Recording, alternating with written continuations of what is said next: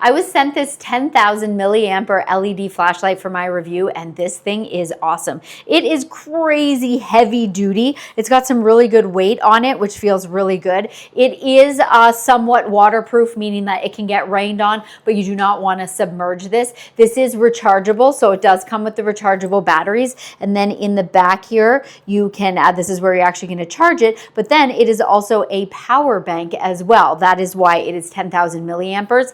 It's not going to completely, like, fully charge a dead phone, but let's say, you know, you're stuck in a situation and maybe you need some help. It will be able to just kind of give it a bit of a charge so that you can actually, you know, send out messages or call. But let's check out the flashlight. So we're going to go ahead and turn it on, and you have a bunch of different modes, so you can also like zoom in as well, which is really cool. And then you have, you know, you can dim it.